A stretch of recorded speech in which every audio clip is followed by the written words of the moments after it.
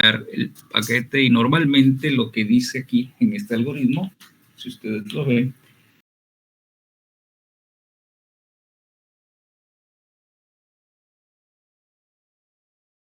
voy a dividir en miles de paquetes. Esos miles de paquetes van a ir de acuerdo a este procedimiento que usted ha leído, el algoritmo, siempre utilizando el mismo enlace.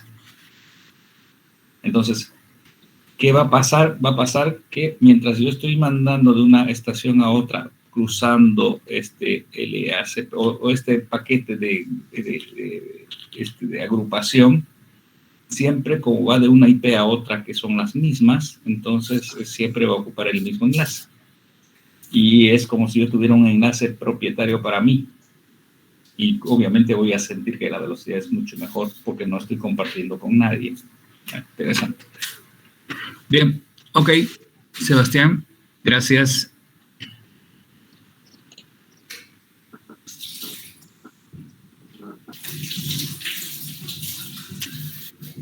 Bueno, vamos a continuar entonces nosotros lo que nos queda. Hoy vamos a pasar solamente hasta las 8 porque yo tengo que estar en Warnes a las 9. Así que no me va a dar más que hasta las 8, ¿sí? Bien, no creo que sea un problema para ustedes, así que vamos a ir conversando un poco de otros. Ok, ya hemos terminado, por lo menos no hemos hecho tantos ejercicios, pero ya los vamos a hacer. Ahora vamos con un otro dispositivo, que es el dispositivo por excelencia, el que casi todo mundo quiere usar, etcétera, pero hemos empezado con los switches porque sin switches no existe forma de hacer una red. Es decir, es el elemento que aglutina, es el reemplazo de los concentradores. Entonces, si no hay un switch Ethernet que agrupe a los elementos de red, es imposible hacer una red, ¿sí? Entonces, obviamente, una vez después de tener los switches conectados, necesitamos algún elemento que pueda trabajar para unir redes diferentes, mi red con la red del vecino. Y entonces, para que mis broadcasts y todo lo que suceda en mi red no le influya al otro señor, entonces se necesita un tipo de dispositivo diferente. Este tipo de diferente se llama router y es un dispositivo que trabaja en capa 3. ¿Qué significa que trabaja en capa 3? Significa que no le interesa, y ahora vamos a mirar, y no le interesa nada más que IP en este caso. Como protocolo dominante, en realidad en el principio, en los años 80, los routers empezaron a hacerse desde los años 70, pero unos routers especiales. En los años 80, cuando se empezó a discutir toda la implementación de TCP/IP, habían más de un protocolo en capa 3. Entonces, los routers tenían que enrutar los paquetes dependiente de los protocolos. Pero en la actualidad, en el año 2020, desde hace ya como 10 años atrás, hay un solo protocolo dominante en capa 3 y eso se llama IP. Entonces, cuando hablamos de routers, estamos hablando de enrutadores normalmente de protocolo IP. ¿Sí? Bien, es un computador de propósito específico, igual que el switch, tiene la misma lógica, ¿sí? Procesador, memorias, BIOS, etcétera, ¿sí? Todo exactamente lo mismo. La hermenéutica de funcionamiento es un computador de propósito específico. Bien, ¿qué es lo que hace este dispositivo? Este dispositivo ya desde el punto de vista de funcional, es decir, cómo procesa los paquetes. Tenemos lo siguiente, tenemos una caja donde está nuestro sistema operativo funcional y el programa principal de este dispositivo es un programa que se llama routing o enrutamiento o encaminador en español, etcétera. Normalmente le dicen encaminador. Bien, ¿qué es lo que hace? Tenemos la caja del dispositivo y tenemos las entradas y las salidas, es decir, los in-out, ¿sí? A ver, nosotros podemos tener diferentes tipos de entradas, diferentes tipos de salidas, es decir, desde el punto de vista de OSI, a la máquina que se llama enrutador o a este dispositivo enrutador, nosotros tenemos que llegar por capa física. No hay otra. Entre elementos de una red siempre se pasan todo a través de capa física. Ahora, por capa física aquí pueden haber diferentes tipos de capa física. El enrutador puede tener diferentes tipos de capa física. Uno puede ser inalámbrico, Wi-Fi, el otro puede ser ADSL, el otro puede ser fibra óptica, etcétera, etcétera. Es decir, los tipos de interfaces en nivel de capa físico pueden ser diferentes. De hecho, normalmente es así. Normalmente ustedes tendrán en sus casas un router, si es que están con un servicio de cotas de Entel, de Tigo o de quien sea, que normalmente está conectado a través de algún dispositivo, cable puede ser cable de cobre o cable de fibra óptica, como sea, porque es una de las formas como se hace. Y hacia el lado interno de su red, por supuesto, ustedes pueden tener cobres que no lo usan normalmente, pero tienen un Wi-Fi. Entonces, un router normalmente tiene varios tipos de interfaces físicas. Bien. Cada una de estas interfaces físicas puede estar introduciendo paquetes dentro del router. Y lo puede hacer a diferentes velocidades, por supuesto. Las velocidades de las interfaces son diferentes. La fibra óptica normalmente tendrá una velocidad más amplia, megas, mientras que otras interfaces, no sé, por ejemplo, la fibra óptica podría tener 50 megas, 100 megas, mientras que si es ADSL, solo 2 megas, 3 megas, etcétera. Entonces, vienen los paquetes con diferentes velocidades. Estos paquetes que vienen con diferentes velocidades, en el momento en que están ingresando al router, estos paquetes que llegan por capa física y capa de enlace, por supuesto, tendrán su propia capa de enlace. Si están llegando por cable de cobre en Ethernet, tendrán toda la cuestión de Ethernet. Si están llegando por otros procedimientos, si es por Wi-Fi, tendrán también una cosa muy parecida a la Ethernet. Entonces, lo que hace cuando se está introduciendo dentro del router, lo que hace es retirar todo lo que tiene que ver con la capa de enlace.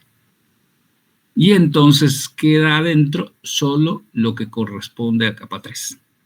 Entonces, por eso se dice que el router es un elemento que trabaja en capa 3, porque desnuda los paquetes y los deja solo con capa 3. Bien, ¿qué es capa 3? Capa 3 es esto. Tenemos el encabezado, todo el encabezado del protocolo IP. Y lo que va a hacer con esto es trabajar en función de lo que se necesita. Bien. A ver, veamos. Creo que alguien quiere entrar. Bueno. Al router, cuando ingresan los paquetes, al router, todos los paquetes, como entran a diferentes velocidades, se necesitan colocarlos en una fila, porque no hay otra forma. Entonces el router los organiza en una fila de tipo FIFO. Esta fila de tipo FIFO significa que el primero que entró va a ser el primero en salir. Primero en entrar, primero en salir. ¿Y qué es lo que va a hacer cuando el paquete sea sacado de la fila y sea llevado a el proceso acá en la parte del proceso de routing? Bien, lo que va a suceder es que cuando llegue el paquete acá, vamos a poner esto al fondo, enviar al fondo. Entonces, cuando este paquete sea introducido al proceso, lo primero que va a hacer el proceso es preguntar, momento, tu TTL es mayor que 1. ¿Qué es el TTL? El TTL es este tiempo de existencia, es en el encabezado del paquete IP hay el tiempo de vida que se llama, ¿sí? Este tiempo de vida fue desarrollado para evitar que el paquete esté divagando por toda la red. Cada vez que pasa por un enrutador en el proceso, le van quitando 1. Si esto está en 10, cuando entra un router sale con 9. Si está en 20, sale con 19, etcétera, ¿no? Entonces, siempre el procesador que es el router. El router es el que procesa la capa en nivel 3. Entonces siempre le va a descontar. Entonces, ¿por qué pregunta si tu TTL es mayor que 1? Porque si el TTL cuando llega es igual a 1, ¿sí? Si es igual a 1, entonces cuando yo le descuente me va a quedar con 0. Y al quedarme con 0, entonces lo que es más recomendable, o de acuerdo a lo que dice es lo deposito en el basurero, porque ya no tiene vidas para seguir saltando el paquete de router en router. Pero si el paquete tiene un TTL mayor que 1, es decir, mayor que 1 significaría mínimamente 2, 3, cualquier valor que sea mayor que 1, significa que si es 2 y yo le quito 1, este paquete todavía tiene una posibilidad de un salto más. Bien, entonces lo primero que hace es verificar que tenga vida. Una vez que verifica que tiene vida, que es el primer paso, entonces el procedimiento lo que hace es descontarle 1 primero y preguntar al proceso, decir, bueno, ok, ya está aquí, ¿qué vamos a hacer? El proceso de routing lo que hace es nada más que esto. Agarra la dirección del destino, que sería esta porción, la dirección destino. La dirección destino tiene dos partes, igual que la dirección origen. Cualquier dirección IP tiene dos partes. Tiene la parte de red y la parte de host, ¿sí? Siempre se ha dividido en dos pedazos. Al router le interesa la red de la dirección IP. ¿Por qué le interesa la red? Porque el host no me interesa. Vamos a suponer, a ver, les doy un ejemplo. Yo cuando mando una carta a Juana la loca, que vive en, no sé, en Miami Beach. Cuando yo voy al correo, suponiendo que tenga que mandar una carta, cuando voy al correo a DHL, qué sé yo, pongo las cosas importantes, o sea, el mensaje lo pongo dentro del sobre, y en la etiqueta pongo señora Juana la loca, Miami, Florida. Cuando voy a DHL agarra y mira y dice, bueno, ¿sabes qué? Realmente a mí no me interesa si va Juana la loca o no sé, a Juan o a Pedro o a Sancho Martín. Lo que me interesa es a qué ciudad va. ¿Por qué? Porque yo le voy a cobrar de acuerdo a dónde va. No es lo mismo que vaya a Miami que vaya a Taiwán. Entonces, lo que me interesa o lo que le interesa al router es la dirección, de la dirección solamente la red, es decir, el país en este caso, en el sobre que estaríamos mandando. ¿Por qué? Porque con eso él dice, está yendo a Taiwán, tiene que ir por acá, por allá, y lo direcciona a Taiwán. Todo el camino solo le interesa la red a los routers, excepto en el último router, en el último salto.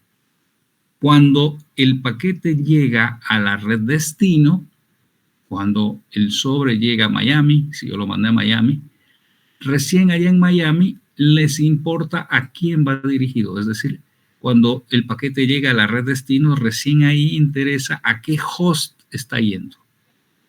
Entonces, por eso lo que dice aquí es importante. Al router le interesa la red de la dirección IP destino, excepto si es el último router. Si es el último router, le interesa ya el host.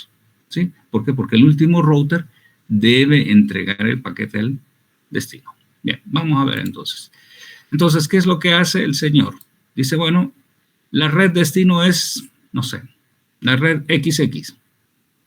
El proceso de routing sabe hacer el encaminamiento, pero no lo puede hacer si no tiene un apoyo, un lugar donde esté anotado todas las posibilidades de cómo llegar al destino. Entonces, como él no sabe, porque este es un proceso que viene, este es el que hace el fabricante del router hace esto, pero el fabricante del router no sabe qué redes yo voy a tener, por lo tanto, el fabricante lo que hace es tener una porción de memoria donde se tienen que poner las tablas de rutas, y esas tablas de rutas son las que nosotros debemos llenarlas a mano o de manera automática de acuerdo a nuestras redes.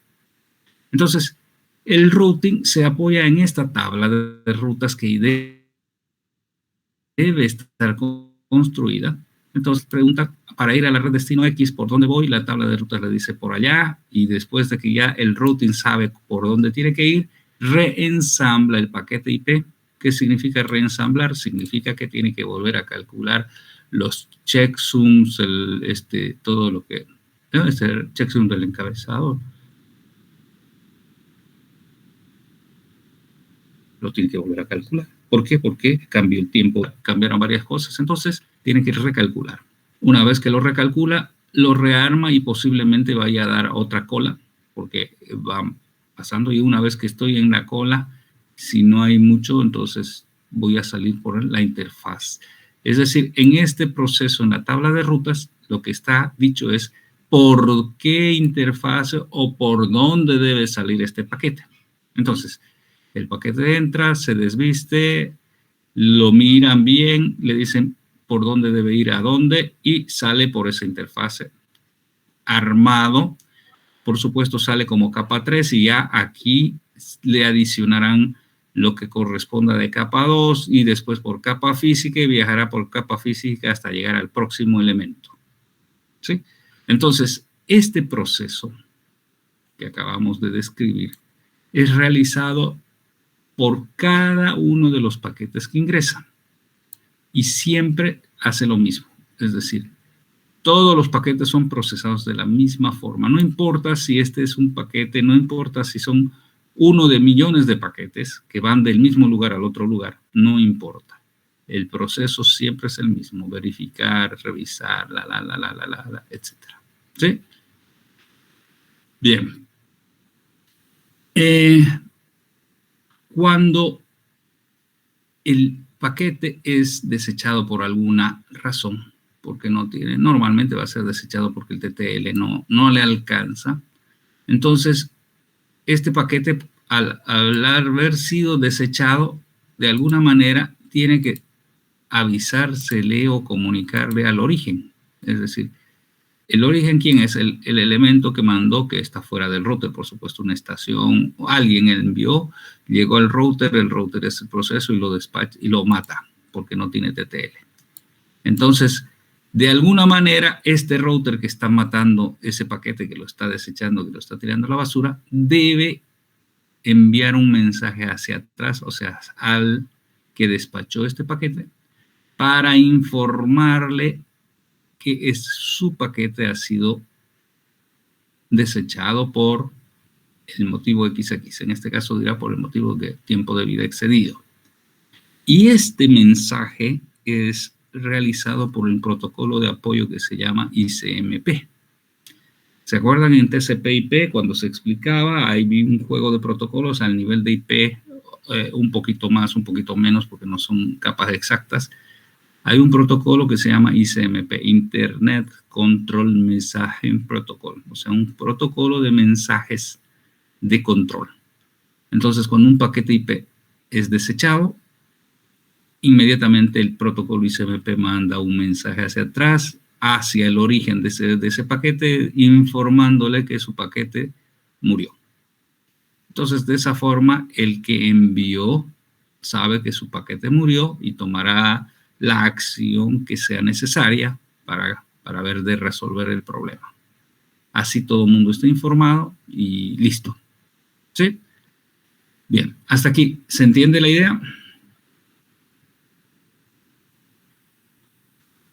¿Vivian? No se entiende. Sí. Que estaba Vivian por ahí y desapareció. Bueno. Carolina. Carolina Velasco.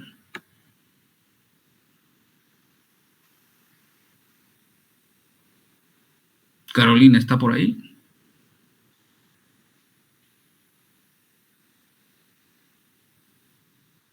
Hola, Carolina, parece que no está. Persona que no me conteste, yo lo voy a sacar porque no tiene sentido que esté ahí, ¿no? Carolina. Se enchufan y no sucede nada. Carolina está. Hola, hola. Carolina. Bueno, no está. Rubí, Gisele. Sí, ingeniero, se entendió. Sí, se entiende. Bien. Ok. Claro, porque si no, pues yo estoy cantando aquí como nada y ustedes se conectan y no pasa nada, digamos. No es la idea que aparezcan aquí. A mí no me interesa que aparezcan aquí, me interesa que todos hagamos el esfuerzo. Lamentablemente estamos haciendo cosas que no, pero ya nos acostumbramos, digamos. ¿Sí? Bien. Ok, entonces, cuando nosotros debemos programar, cuando nos llega un router, lo que debemos programar realmente son estas tablas de rutas. ¿Sí? Debemos llenarlas de alguna forma. Porque el procedimiento, el routing, las interfaces, todo eso, viene en el router de acuerdo a mi necesidad. Yo lo puedo comprar, los routers los puedo comprar con 1, 2, 3, 10, 20, 30 interfaces. Las interfaces que yo necesite las puedo pedir. Puedo ir al vendedor y decirle quiero una interfase de fibra, una de cobre, 3 de estas, 4 de estas, no sé. Cualquier cantidad de interfaces. Si soy un proveedor de internet o una empresa que da servicios, posiblemente necesito decenas o centenas de interfaces. Bueno, ok, todo eso se puede. Lo normal es que tengamos un número limitado, pequeño normalmente para usuarios convencionales, digamos, pero ya si son empresas, son bancos, etcétera, entonces el tamaño de los routers puede cambiar. Cuando nosotros empezamos a programar, esa programación, igual que en los switches, todos los comandos del sistema operativo van a dar a una porción de memoria, que es la porción de memoria donde está la configuración de funcionamiento o el running config. Es lo mismo, el mismo sistema operativo. Obviamente cambian las interfaces y cambian los comandos, pero el sistema operativo es el mismo que se utiliza en los switches. ¿Sí? El iOS, muy parecido que en otros. Bien. Las tablas, esas tablas que necesita el router para poder trabajar esta tabla de rutas, puede ser llenada de manera manual, ¿sí? Este llenado manual es cuando nosotros, como administradores de la red, colocamos una por una las redes, es decir, todas las cosas, las redes que nosotros necesitemos que se interconecten, la colocamos en la tabla de rutas y entonces a ese llenado manual se llama enrutamiento estático. ¿Por qué estático? Porque una vez que yo lo defino y verifico que esté funcionando, ya está. Y no se va a cambiar nunca, excepto de que yo como administrador lo cambie. Este enrutamiento estático, obviamente, hay un solo comando para hacer. Cuando estoy en configuración, se pone este comando y es muy simple. Se pone hyperroute, es el comando para decir, voy a adicionar una entrada a esta tabla, una entrada. ¿Y qué es lo que pongo? Si vas a ir a la red tal, a la red destino XXX, en este caso a la red destino, dice, si vas a ir a la red destino, con que tiene esta máscara, o sea, el red y máscara, por supuesto, este es el próximo lugar donde tienes que ir. Entonces, lo que sucede es que yo tengo el comando que es hyperroute, le digo a qué red debe ir o a qué red está buscando y este es el próximo lugar donde tienes que ir. Con eso entonces ya le damos todo el camino al paquete. Entonces cuando venga aquí dirá, ¿vos quieres ir a tal red? Sí. ¿Qué máscara tienes? Esta. Ok, ándate por tal lugar. Y pum, listo, ¿no? Entonces, esta tabla de tus rutas tiene tantas rutas como sean necesarias para que la red que yo estoy armando se comunique con todos los elementos que yo quiero que se comuniquen. No necesariamente tengo que comunicarme con todo el mundo, por ahí no necesito eso, ¿sí? Entonces el administrador va definiendo cómo hacerlo. Bien. Este es el método más rápido y que menos recursos consume computacionalmente del router. ¿Por qué? Porque está unas tablas estáticas y lo único que hace es consultarlas y nada más. Ni siquiera se encarga de él construir las tablas. Nosotros le construimos las tablas, por eso se llama llenado manual o enrutamiento estático. Cuando se llena de manera automática, en este caso, cuando es automático, el tipo de enrutamiento se llama enrutamiento dinámico. El enrutamiento dinámico es que nosotros le vamos a habilitar a unos protocolos que corren en los routers para que puedan conversar entre ellos y puedan llenar las tablas de manera automática. ¿Sí? Entonces, para eso, es necesario que ustedes averigüen qué es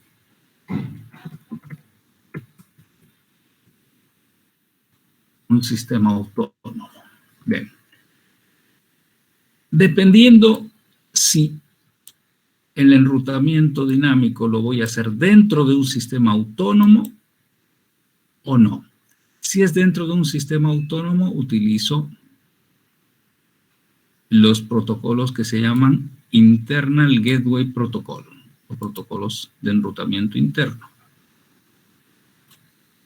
Si están dentro, entonces los protocolos el más antiguo, el primer protocolo común que se utilizó se llamaba RIP, ¿sí? Routing Internet Protocol. Luego aparecieron protocolos propietarios de Cisco, luego aparecieron otros protocolos. Hay una serie de protocolos, es donde más protocolos hay, en los protocolos que trabajan dentro de los sistemas autónomos. Dentro de los sistemas autónomos. Si están fuera, o sea, entre, vamos a poner aquí, entre sistemas autónomos.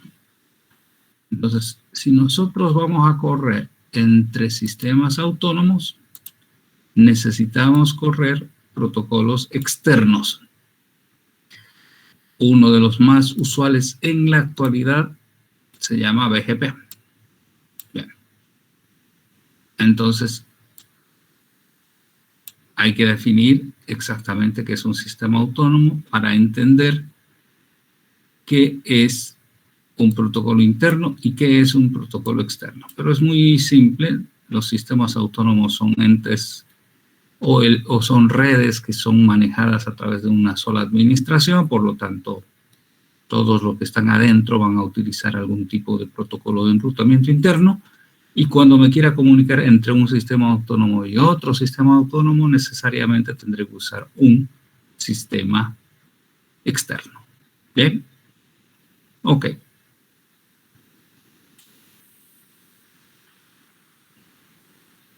Bien. Tarea, no sé si es la 6. ¿Qué número toca de tarea? ¿6, 7? 7, ingeniero. 7, ingeniero. Bien, la tarea 7. Ok, esta tarea 7 entonces será lo que tiene que ver con estos de enrutamiento estático, dinámico, etc. Yo voy a publicar esto ahora, sin embargo, necesito que avancemos un poquito más en esto. El routing. A ver. El routing es un proceso que es el que habíamos comentado, ¿sí? Los routers unen redes, no unen elementos, o sea, no le interesan a los enrutadores los elementos de dónde están saliendo los paquetes, es decir, no les interesan los hosts, lo que les interesa cuando un elemento de una red encapsula y envía un paquete, vamos a suponer, de esta red a esta red, de la red A a la red D. El camino que va a seguir es que va a llegar a un router, y en este router, el router R1 va a revisar cuál es la red destino, no cuál es el host destino. Por ejemplo, en este ejemplo, va de la red A, elemento 1, a la red D, elemento 3. Ese es el camino que quisiera yo que siga. Es decir, yo le estoy enviando un paquete a la 3. Pero al router no le interesa si va a 3. Lo que le interesa es a qué red va, porque en sus tablas, él tiene las tablas cómo ir a la red B, cómo ir a la red C y cómo ir a la red D, si todo está bien armado. Entonces, cuando llega el paquete, dirá, vos quieres ir a la red D. Y de acuerdo a su tabla, definirá qué camino va a tomar para llegar al destino. Entonces, el administrador, si lo hace de forma manual o si lo hace de manera automática, no importa la forma como se haya hecho, aquí en el router 1 habrá una tabla que le dirá cómo va a hacer el proceso de este paquete y por dónde lo va a desviar. Entonces, posiblemente lo desvíe por aquí y cuando llegue aquí, este router dirá, es un paquete para la red D. Yo estoy en la red D, sí, entonces yo soy el último router. Entonces, como soy el último router, me debo fijar quién es el host a quien debo entregar, porque yo debo entregárselo a 3. Fíjese que este señor, si lo enviara por aquí, por este camino, este router dirá, dice que va a la red D. Yo estoy conectado a la red D. No, entonces, ok. ¿Por dónde lo desvío? Por este señor. Es decir, al router 3 no le interesa quién es el host porque no está en la red destino. Se lo mandará a este señor. El router 5 dirá, ok, dice que va a la red D. Yo no estoy en la red D, no estoy conectado, no conozco la red D. Se lo tengo que enviar al router este 4. Este router 4 dirá, ok, dice que es para la red D. Yo estoy conectado a la red D, sí. Entonces, ¿para quién es? Es para 3. Entonces, al último router, solamente al último le interesa el host. A todos los demás routers de la red, solo les interesa la red. La red destino, no el host. ¿Queda claro eso? ¿Darwin? Sí. Sí, entiendo. Ok. Bien. Entonces, ¿cómo se hace si vamos a utilizar cualquiera? La forma más fácil de explicar es hablando de enrutamiento estático. ¿Sí? El enrutamiento estático lo que hace es que nosotros debemos definir qué camino debemos usar para llegar a cualquier red. El punto importante es que un router solo puede enviar los paquetes a sus vecinos, solo puede recibir información de sus vecinos. ¿Qué es la vecindad? La vecindad es lo que el router R1 puede de manera directa observar. Por ejemplo, el router 1 puede observar porque tiene un camino de unión al router 2, es decir, router 1 y el router 2 son vecinos. El router 1 con el router 3 son vecinos porque tienen un camino común. El router 1 y el router 4 son vecinos. ¿Quién no es vecino? No es vecino el router 5. ¿Sí? Porque para el router 1 no hay conexión directa con el router 5, por lo tanto no es vecino.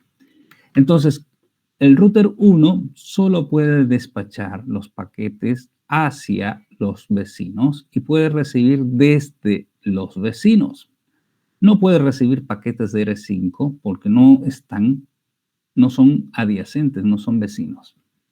Esto es importante que se entienda.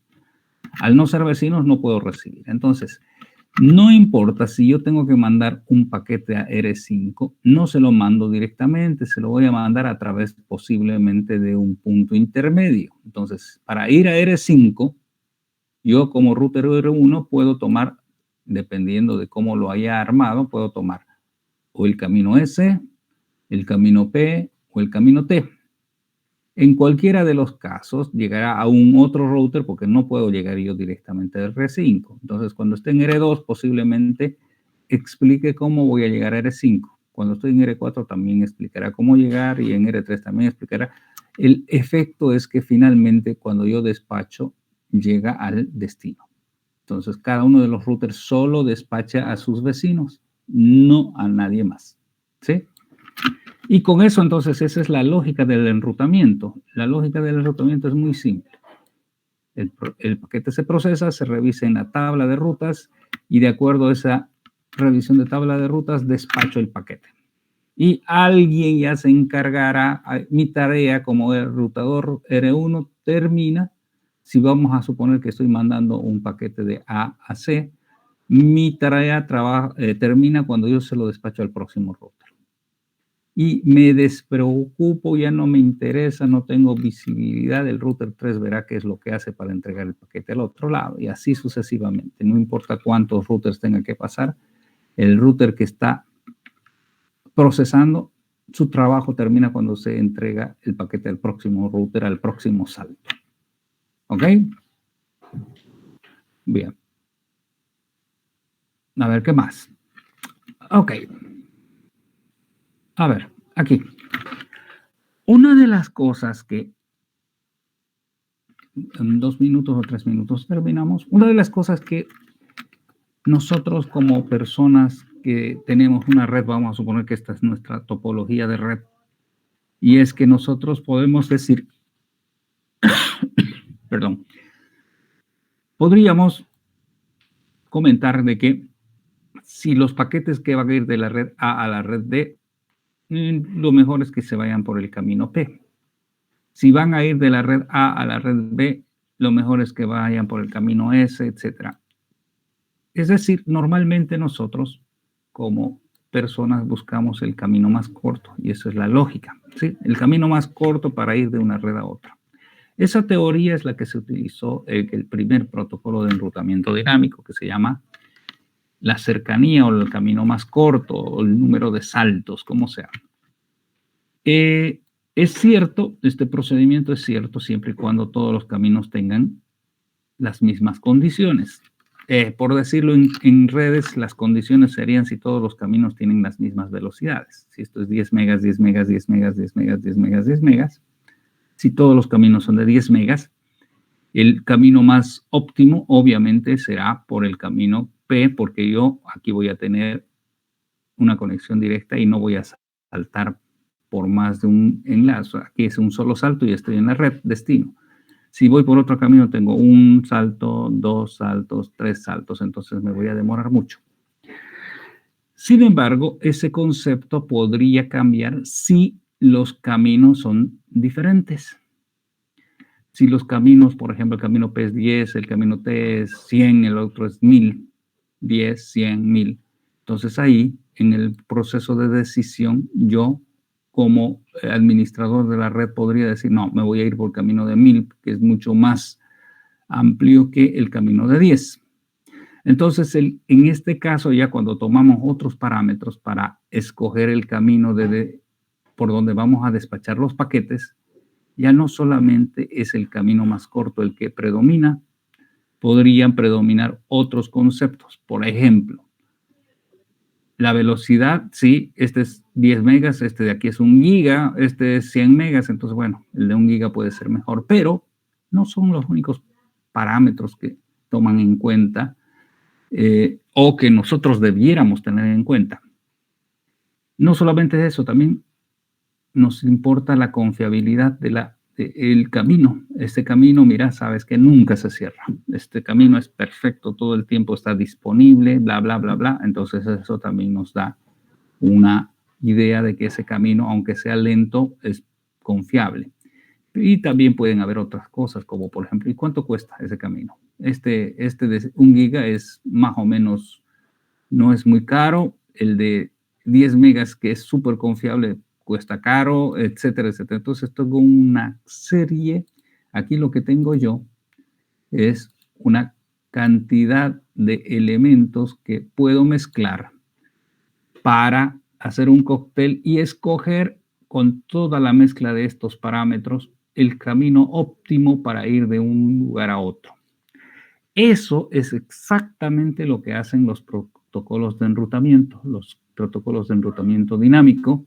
Lo que hacen es mezclar la serie de valores y hacen un cóctel y escogen cuál sería la mejor ruta para llegar de un lugar a otro, ¿sí? Entonces, eso nosotros también lo podemos hacer cuando estamos haciendo enrutamiento estático, pero es más complejo, ¿no? Porque tendría que ver, ya en enrutamiento estático, el administrador, el que está a cargo de la red, tiene que ser una persona que tenga experiencia para saber por dónde es el mejor camino, etc. En algunos casos no hay más que un solo camino. Por ejemplo, yo si voy a llegar a una ciudad pequeña, vamos a suponer que voy a poner una sucursal en algún lugar pequeño, lo que voy a tener posiblemente en mi red es que yo del router R2 me vaya a esta ciudad pequeña, pero por un solo enlace. No hay forma de que, no hay más. No sé, vamos a poner una sucursal en Porongo y desde Santa Cruz a Porongo vamos a controlarlos, pero si se cae el enlace, bueno, Porongo queda sin servicio.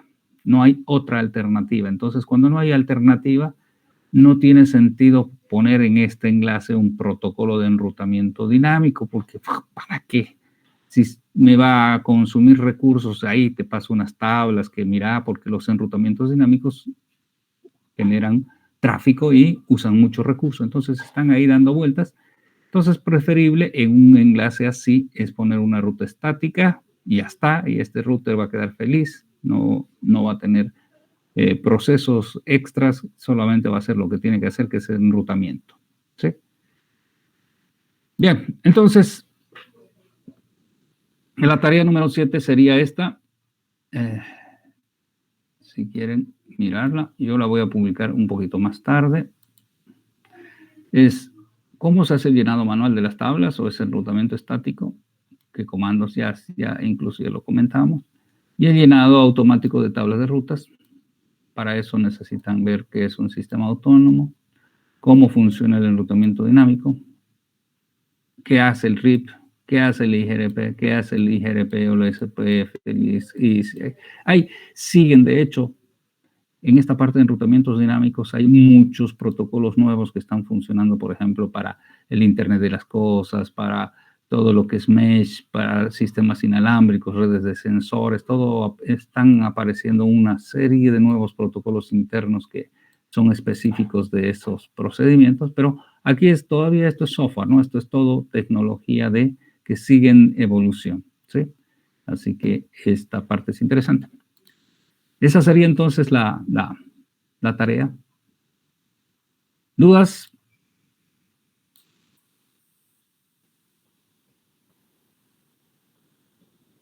Cristian, nada. Omaira.